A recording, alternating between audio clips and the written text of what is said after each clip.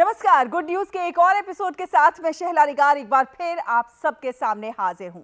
आज का हमारा ये अंक बेस्ड है उन अच्छी खबरों पर जिनका जिक्र प्रधानमंत्री नरेंद्र मोदी ने मन की बात की 136वीं कड़ी में किया। तो आइए जल्दी से देखते हैं कि आज के इस प्रोग्राम में क्या कुछ है खास। बेकार प्लास्टिक बन रहा है उम्मीद, बढ़ा रहा है पार्कों की खूबसूरती।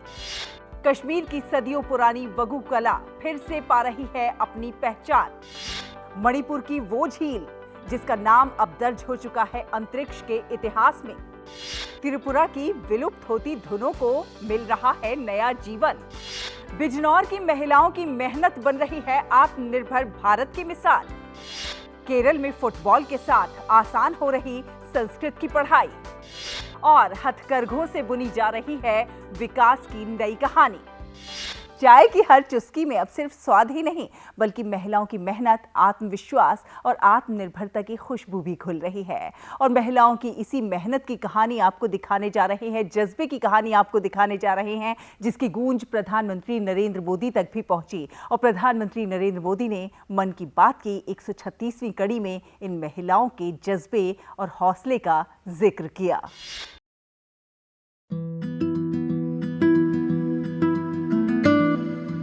कभी घर की चार दीवारी तक सीमित रहने वाली बिजनौर की महिलाएं आज अपनी मेहनत और हौसले से देश भर में पहचान बना रही हैं। उनकी सफलता का सफर तब और खास हो गया जब प्रधानमंत्री नरेंद्र मोदी ने मन की बात की 136वीं कड़ी में बिजनौर के टांडा माईदास गांव की स्वयं सहायता समूह की महिलाओं और उनके हर्बल टी प्लांट का जिक्र करते हुए उनकी जमकर सराहना की। प्रधानमंत्री ने बताया कि कैसे ये महिलाएं स्थानीय जड़ी बूटियों से हर्बल टी तैयार कर न सिर्फ अपनी आमदनी बढ़ा रही हैं, बल्कि आत्मनिर्भर भारत के सपने को भी मजबूती दे रही हैं। देश के सबसे लोकप्रिय रेडियो कार्यक्रम में मिली इस पहचान ने इन महिलाओं के आत्मविश्वास को कई गुना बढ़ा दिया है। आजकल जैसा कि देख रहे हैं खान पान में बहुत ज्यादा केमिकल्स आ रह गए हैं, तो हमारी हर्बल टी जो है वो स्वास्थ्य के लाभवर्धक है। हर्बल टी के हमारे दो वेरिएंट है, अर्जुन हृदय शक्ति और विदुर हर्बल टी। दोनों के अलग अलग बेनिफिट्स हैं जो विभिन्न प्रकार की बीमारियों को दूर करते हैं। यह बदलाव किसी एक गांव की कहानी नहीं बल्कि पूरे बिजनौर में चल रही महिला सशक्तिकरण की एक बड़ी तस्वीर है। राष्ट्रीय ग्रामीण आजीविका मिशन के तहत संचालित विदुर प्रेरणा ब्रांड से जिले की करीब 2,40,000 महिलाएं जुड़ चुकी हैं। ये महिलाएं अचार, पापड़, हर्बल टी, साबुन, झाड़ू समेत कई उत्पाद तैयार कर रही हैं, जो अब स्थानीय बाजार से निकलकर दूर दराज तक अपनी पहचान बना रही हैं। सिर्फ एक साल में विदुर प्रेरणा ब्रांड ने 10 करोड़ रुपए से अधिक का कारोबार किया है। यही नहीं, 35,000 से ज्यादा महिलाएं लखपति दीदी बनने की दिशा में तेजी से आगे बढ़ रही हैं। बैंक ऋण, प्रशिक्षण और बेहतर मार्केटिंग की सुविधाओं ने इन महिलाओं को आत्मनिर्भर बनने का मजबूत आधार दिया है। इन महिलाओं के लिए प्रधानमंत्री की सराहना किसी सम्मान से कम नहीं है। उनका कहना है कि अब उनका हौसला और बढ़ गया है। जो काम कभी एक छोटे से प्रयास के रूप में शुरू हुआ था, वह आज पूरे देश के लिए प्रेरणा बन चुका है। अब उनका लक्ष्य अपने उत्पादों को राष्ट्रीय और अंतर्राष्ट्रीय बाजार तक पहुंचाना है। बिजनौर की यह कहानी सिर्फ हर्बल टी की ही नहीं बल्कि सपनों को सच करने की कहानी है। यह कहानी है उन महिलाओं की जिन्होंने परिस्थितियों को अपनी ताकत बनाया और आत्मनिर्भरता को अपनी पहचान।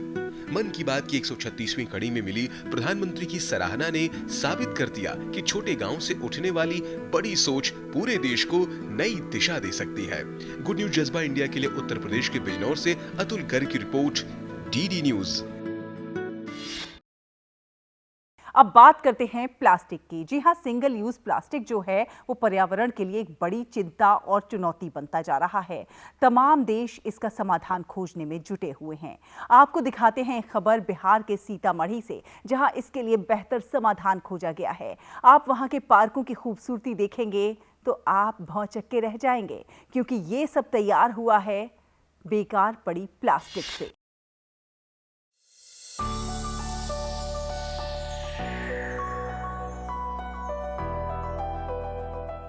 सीतामढ़ी जिले में स्वच्छ भारत मिशन ग्रामीण के तहत लोहिया स्वच्छ बिहार अभियान के अंतर्गत प्लास्टिक कचरे के बेहतर प्रबंधन की अनूठी पहल शुरू की गई है। बाजपट्टी प्रखंड स्थित प्लास्टिक वेस्ट मैनेजमेंट यूनिट में पूरे जिले से करीब 11,000 किलोग्राम सिंगल यूज प्लास्टिक एकत्र किया गया। इस प्लास्टिक को वैज्ञानिक तरीके से रिसाइकिल कर आकर्षक और टिकाऊ सिटिंग बेंच तैयार की गई हैं। ये बेंच अब पंचायतों और सार्वजनिक स्थानों पर लगाई जा रही हैं, जिससे स्वच्छता के साथ लोगों को उपयोगी सुविधा भी मिल रही है। इस अभिनव पहल की चर्चा पूरे जिले में है और प्रधानमंत्री नरेंद्र मोदी ने भी मन की बात के 136वें संस्करण में इसकी सराहना की। जिला प्रशासन और स्वच्छ भारत मिशन ग्रामीण की टीम लगातार गांव-गांव अभियान चलाकर लोगों को सिंगल यूज प्लास्टिक के दुष्प्रभाव और उसके सही प्रबंधन के लिए प्रेरित कर रही है। अभियान की सफलता में LSBA की टीम, पंचायत प्रतिनिधियों और स्थानीय लोगों की सक्रिय भागीदारी अहम रही है। बेकार प्लास्टिक को उपयोगी संसाधन में बदलने का ये बेहतरीन उदाहरण है। पंचायत में लगाई जा रही ये बेंच न केवल ग्रामीणों की सुविधा बढ़ा रही हैं, बल्कि लोगों को ये संदेश भी दे रही हैं कि यदि कचरे का सही प्रबंधन किया जाए तो वही कचरा विकास का साधन बन सकता है। सिंगल यूज प्लास्टिक के मेल्ट फ्लो इंडेक्स को बढ़ाया जा सके, प्लस में जो है उसके हीट स्टेबिलिटी को बढ़ाया जा सके, ताकि वो हीटिंग जोन में जाने के बाद जो है अपना जले नहीं। कचरे को बोझ नहीं बल्कि संसाधन मानने की सोच ही इस पहल को खास बनाती है। सीतामढ़ी ने दिखा दिया है कि जनभागीदारी, बेहतर योजना और नवाचार के जरिए सिंगल यूज प्लास्टिक जैसी चुनौती को अवसर में बदला जा सकता है। गुड न्यूज जज्बा इंडिया के लिए सीतामढ़ी से किशोर भानुशाली की रिपोर्ट, DD न्यूज। कश्मीर की खूबसूरत डल झील सिर्फ अपनी खूबसूरती के लिए ही नहीं, बल्कि यहाँ की सदियों पुरानी दस्तकारी परंपरा के लिए भी जानी जाती है। और इन्हीं परंपराओं में से एक है वगू। जी हाँ, घास से हाथों से तैयार होने वाली मैट। ये परंपरा धीरे धीरे विलुप्त होती जा रही थी, लेकिन इस परंपरा को पुनर्जीवित करने में जुटे हुए हैं वहाँ के गुलाम हुसैन और उनकी बेटी। कैसे इस परंपरा में नई जान फूंकने का काम कर रहे हैं, आइए देखते हैं।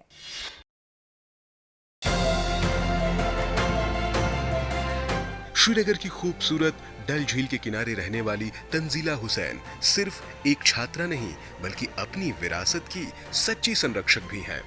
कश्मीर विश्वविद्यालय के फारसी विभाग में पढ़ाई करने वाली तंजीला पढ़ाई के साथ साथ अपने खाली समय में अपने माता पिता के साथ सदियों पुरानी पारंपरिक कला वगू को भी संवार रही हैं। यानी सरकंडे जैसी प्राकृतिक घास से हाथों से बुनी जाने वाली मैट, जो कभी लगभग हर कश्मीरी घर का अहम हिस्सा हुआ करती थी। कहते हैं जब हुनर भी हो और कुछ करने का जज्बा भी हो तो हर राह आसान हो जाती है। कश्मीर की पारंपरिक चटाई वगू को लेकर आज जो प्रयास हो रहे हैं उसमें इसी की झलक मिलती है। इस सरकंडे और धान के पुआल घास से तैयार किया जाता है। इस चटाई को बनाने की परंपरा बरसों पुरानी है। इसके लिए कश्मीर के दलदली इलाकों, झीलों के किनारे उगने वाली खास घास, पेच और सरकंडे की कटाई की जाती है। धूप में सुखाने के बाद छटाई होती है और फिर शुरू होता है हाथों से बुनाई का काम। फिर महीनों की मेहनत और बारीक कारीगरी से इसे खूबसूरत मैट का रूप दिया जाता है। यह चटाई अनूठी भी है और इको फ्रेंडली भी है। एक बड़ी खासियत यह है कि आपको गर्मियों में इससे ठंडक और सर्दियों में गर्माहट मिलेगी। पूरी तरह प्राकृतिक और पर्यावरण के अनुकूल होने के कारण यह मैट आज भी अपनी अलग पहचान रखती है। शुरुआत में तंजीला और उनके परिवार के पास न तो ज्यादा ऑर्डर थे और न ही अपने हुनर को लोगों तक पहुंचाने का कोई बड़ा माध्यम, लेकिन उन्होंने हार नहीं मानी। प्रदर्शनियों में हिस्सा लिया, अपने उत्पादों को लोगों तक पहुंचाया और धीरे धीरे ऑनलाइन ऑर्डर भी मिलने लगे। उनकी मेहनत रंग लाई और इस पारंपरिक कला को नई पहचान मिलने लगी। तंजीला और उनके परिवार की इसी लगन का जिक्र हाल ही में प्रधानमंत्री नरेंद्र मोदी ने अपनी लोकप्रिय रेडियो कार्यक्रम मन की बात में भी किया। प्रधानमंत्री ने श्रीनगर के कारीगर गुलाम हुसैन और उनकी बेटी तंजीला के प्रयासों की सराहना करते हुए कहा कि एक समय वगू हर घर का हिस्सा हुआ करती थी, लेकिन समय के साथ इसका चलन कम होता गया। ऐसे में इस परंपरा को दोबारा जीवित करने का उनका प्रयास प्रेरणादायक है। हम आगे से भी ऐसे ही कोशिश करेंगे कि जैसे बाकी क्राफ्ट बहुत आगे गए हैं, हम इसको भी बहुत आगे ले जाएंगे ताकि ये जो कश्मीर का कल्चर है ये जिंदा रहे। बदलते दौर में आधुनिक फ्लोरिंग ने भले ही वगू की जगह कम कर दी हो, लेकिन तंजीला जैसी युवा कारीगर साबित कर रही हैं कि अगर इरादे मजबूत हों तो परंपराएं कभी खत्म नहीं होती। गुड न्यूज जज्बा इंडिया के लिए श्रीनगर से अनीस जरगर की रिपोर्ट, डीडी न्यूज। कुछ धुनें सिर्फ सुनाई नहीं देती, बल्कि वो अपनी मिट्टी की खुशबू, अपने लोगों की यादें, अपनी पहचान, अपनी संस्कृति, सब कुछ अपने साथ लेकर चलती हैं। और जब वक्त की रफ्तार इन धुनों को खामोश करने लगे, तब कोई साधक आगे आता है और इन धुनों को फिर से पुनर्जीवित करने का काम करता है। आज हम अपने इस प्रोग्राम में बात करेंगे त्रिपुरा के ऐसे ही एक साधक की।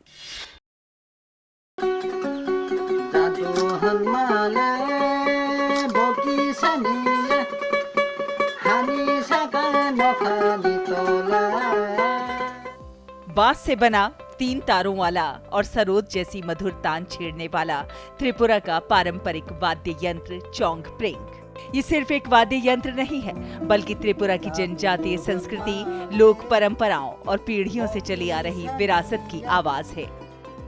एक समय था जब गांवों के उत्सव, लोक नृत्य और सांस्कृतिक आयोजनों की पहचान चोंग प्रेंग की धुन हुआ करती थी। इसकी तान सुनते ही लोग अपनी संस्कृति से जुड़ाव महसूस करते थे। लेकिन समय बदला, आधुनिक संगीत और डिजिटल दौर ने युवाओं की पसंद बदल दी। धीरे धीरे चोंग प्रेंग घरों के कोनों में सिमटने लगा। इसे बचाने वाले कलाकार कम होते गए और इसे सीखने वाले युवा लगभग नदारद हो गए। ऐसे दौर में सूरज कुमार देव वर्मा ने हार मानने के बजाय उम्मीद का सुर छेड़ा। बचपन से ही लोक संगीत के बीच पले बढ़े सूरज ने देखा कि जिस वाद्य यंत्र की धुनों पर कभी पूरा गांव झूम उठता था, वही अब गुमनामी की ओर बढ़ रहा है। ये दृश्य उन्हें भीतर तक बेचैन करता था। लेकिन सूरज ने चोंग प्रेंग सीखने, उसे बेहतर ढंग से प्रस्तुत करने और नई पीढ़ी तक पहुंचाने का बीड़ा उठाया। प्रधानमंत्री जी ने मन की बात में मेरा और चोंग प्रेंग का उल्लेख किया। इसके लिए मैं उनका आभारी हूँ। कभी चोंग प्रेंग घर घर में सुनाई देता था, लेकिन धीरे धीरे ये घर के कोनों तक ही सिमट कर रह गया। नई पीढ़ी में इसे सिखाने वाले कम होते गए और कलाकारों की संख्या भी घटती गई। इसलिए मैं नई पीढ़ी को चोंग प्रेंग सिखा रहा हूँ। संसाधन भले ही सीमित हो, लेकिन संकल्प मजबूत हो तो इस कला को नई पीढ़ी तक जरूर पहुँचाया जा सकता है। गांव-गांव तक जाकर उन्होंने पारंपरिक कलाकारों से सीखा, बुजुर्गों से इस वाद्य यंत्र की बारीकियां समझी और लगातार अभ्यास से इसकी धुनों में नई जान फूंक दी। आज सूरज कुमार देव वर्मा का ये प्रयास रंग ला रहा है। कई युवा इस पारंपरिक वाद्य यंत्र को सीखने में रुचि दिखा रहे हैं। चोंग प्रेंग की धुनें एक बार फिर त्रिपुरा की सांस्कृतिक पहचान को नई ऊर्जा दे रही हैं। और इसीलिए प्रधानमंत्री नरेंद्र मोदी ने मन की बात के 136वें संस्करण में सूरज कुमार देव वर्मा के प्रयासों का उल्लेख करते हुए कहा कि भारत की सांस्कृतिक विरासत को जीवित रखने वाले ऐसे कलाकार देश की अमूल्य धरोहर हैं। संगीत की असली ताकत यही है कि वो पीढ़ियों को जोड़ता है, पहचान को बचाता है और संस्कृति को अमर बना देता है। सूरज कुमार देव वर्मा ने ये साबित कर दिया है कि अगर इरादों में सुर हो और कोशिशों में लय, तो कोई भी धुन कभी खो नहीं सकती। गुड न्यूज जज्बा इंडिया के लिए त्रिपुरा से bureau report, DD news. Sanskrit एक ऐसी भाषा जिसे अक्सर कठिन समझ लिया जाता है, लेकिन जरा सोचिए, अगर संस्कृत की पढ़ाई फुटबॉल के साथ होने लगे तो कितनी मजेदार और आसान हो जाएगी। तो चलिए आपको लेकर चलते हैं केरलम और दिखाते हैं वहां से ऐसी ही एक गुड न्यूज।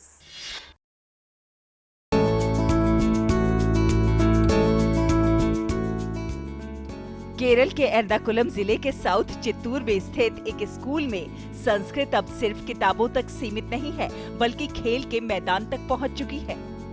यहाँ संस्कृत क्लब के शिक्षक अभिलाष जी ने बच्चों को संस्कृत सिखाने का ऐसा तरीका अपनाया है जिसने भाषा को बोझ नहीं बल्कि आनंद बना दिया है। इस अनोखी पहल का नाम है अक्षर कंदुक। अक्षर यानी वर्ण और कंदुक यानी गेंद। इस प्रोजेक्ट में संस्कृत के अक्षरों और शब्दों को फुटबॉल में इस्तेमाल होने वाले शब्दों और गतिविधियों से जोड़ा गया है। बच्चे खेल खेल में संस्कृत के अक्षर, शब्द और उनका उच्चारण सीखते हैं। और यही वजह है कि संस्कृत की कक्षा अब बच्चों के लिए किसी खेल से कम नहीं लगती। इस पहल की सबसे बड़ी खासियत ये है कि ये सिर्फ भाषा नहीं सिखाती, बल्कि खेल के प्रति बच्चों का जुड़ाव भी बढ़ाती है। सीखने की प्रक्रिया जितनी रोचक होगी, उतनी ही प्रभावी भी होगी। और अक्षर कंदुक इसी सोच का बेहतरीन उदाहरण बन गया है। इस अनोखे प्रयास की गूंज अब पूरे देश में सुनाई दे रही है। प्रधानमंत्री नरेंद्र मोदी ने मन की बात की 136वीं कड़ी में इस विशेष पहल का उल्लेख करते हुए कहा कि जब शिक्षा में नवाचार और स्थानीय रचनात्मकता जुड़ती है तो सीखना आसान होने के साथ साथ प्रेरणादायक भी बन जाता है। एक भाषा, एक खेल और एक अनोखा विचार, यही सोच संस्कृत जैसी प्राचीन भाषा को नई पीढ़ी के और करीब ला रही है। एर्नाकुलम के इस छोटे से स्कूल से निकली ये पहल पूरे देश के लिए प्रेरणा बन रही है और संदेश दे रही है कि अगर पढ़ाने का तरीका बदल जाए तो सीखना अपने आप आसान और आनंददायक हो जाता है। गुड न्यूज जज्बा इंडिया के लिए केरलम से अजय जॉय की रिपोर्ट, डीडी न्यूज।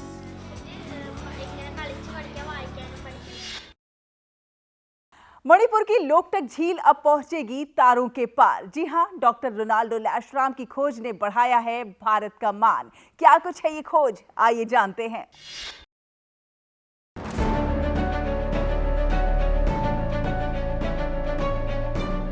मणिपुर की धरती से निकली एक कहानी अब ब्रह्मांड की गहराइयों तक पहुंच गई है। जिस लोकटक झील को कभी मणिपुर की जीवन रेखा कहा गया, जिसकी फुमादिया यानी तैरते हुए द्वीप दुनिया भर में अपनी अनोखी पहचान रखते हैं, अब उसी लोकटक का नाम अंतरिक्ष विज्ञान के इतिहास में भी दर्ज हो गया है। भारत की इस प्राकृतिक धरोहर को अंतरिक्ष में नई पहचान दिलाने का काम किया है मणिपुर के वैज्ञानिक डॉक्टर रोनाल्डो लैशराम ने। जापान में कार्यरत इस भारतीय खगोल भौतिकीविद ने युवा आकाश गंगाओं के एक विशाल समूह की खोज की है, जिसे उन्होंने अपने घर मणिपुर की पहचान से जोड़ते हुए नाम दिया है लोकटक प्रोटो क्लस्टर। हमने इस संरचना का अध्ययन हवाई में सुबारू टेलीस्कोप और जेम्स वेब स्पेस टेलीस्कोप का उपयोग करके किया।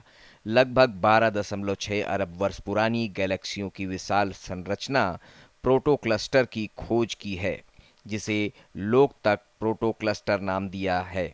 यह संरचना ब्रह्मांड के शुरुआती दौर की है। इसमें 4 अलग अलग गैलेक्सी समूह जुड़े हुए हैं जो लोकटक झील के फुमड़ी की तरह दिखते हैं। हमने अपने घर मणिपुर को ब्रह्मांड की कहानी में जगह देने के लिए यह नाम चुना है। प्रधानमंत्री नरेंद्र मोदी ने मन की बात के 136वें एपिसोड में डॉक्टर रोनाल्डो लैशराम की इस उपलब्धि का विशेष उल्लेख किया और इसे भारत के वैज्ञानिक सामर्थ्य तथा पूर्वोत्तर भारत की गौरवशाली पहचान का प्रतीक बताया। डॉक्टर लैशराम की ये खोज कोई साधारण खोज नहीं है। वैज्ञानिकों ने इस विशाल संरचना का अध्ययन हवाई स्थित सुबारू टेलीस्कोप और जेम्स वेब स्पेस टेलीस्कोप की मदद से किया। ये प्रोटो क्लस्टर करीब 12.6 अरब वर्ष पुराना है, यानी ये उस समय का है जब ब्रह्मांड की उम्र केवल लगभग 1.2 अरब वर्ष थी। इस विशाल संरचना में 4 अलग अलग गैलेक्सी समूह जुड़े हुए हैं। वैज्ञानिकों का कहना है कि इनका स्वरूप मणिपुर की लोकटक झील की फुमादियों जैसा दिखाई देता है, अलग अलग हिस्से लेकिन एक साथ जुड़े हुए। शायद यही वजह है कि वैज्ञानिक ने इसे लोकटक नाम देकर अपनी मिट्टी को ब्रह्मांड की कहानी से जोड़ दिया।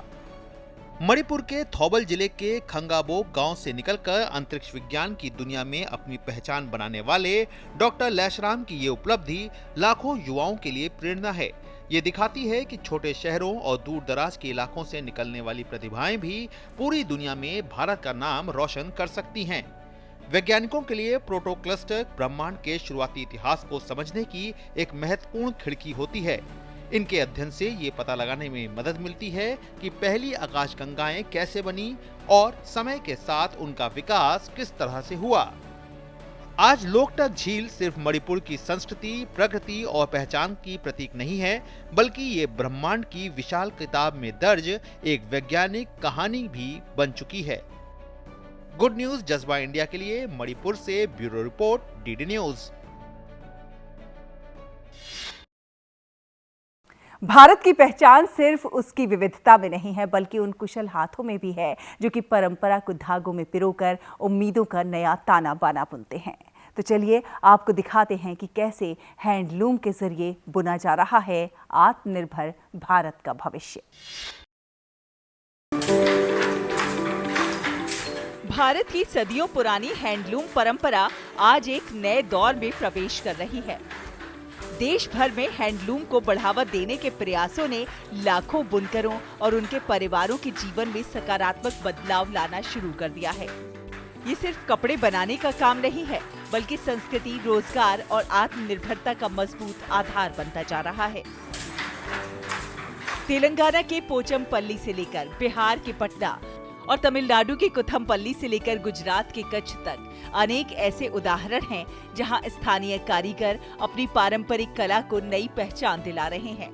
कहीं पोचमपल्ली इकत की खूबसूरत बुनाई दुनिया भर में अपनी छाप छोड़ रही है, तो कहीं महिलाओं के स्वयं सहायता समूह ऊनी उत्पाद तैयार कर आर्थिक रूप से सशक्त बन रहे हैं। केरल की पारंपरिक कसावू कला को भी नई पीढ़ी आगे बढ़ा रही है। आधुनिक डिजाइन और पारंपरिक शिल्प के मेल ने इन उत्पादों की मांग देश ही नहीं बल्कि विदेशों में भी बढ़ाई है। इसका सबसे बड़ा लाभ उन महिलाओं को मिल रहा है जिन्हें अपने घर के पास ही सम्मानजनक रोजगार और आत्मनिर्भर बनने का अवसर मिला है। हमारी यही कोशिश रहती है कि महिलाओं को और पुरुषों को, जिनको भी ये जिनके हाथ की कारीगरी इतनी खूबसूरत है, हम उसको और आगे लेकर जाएं। और हम जब लोगों को लेकर आते हैं उनको भी बहुत प्रसन्नता होती है, बहुत खुशी होती है ये काम को देख के।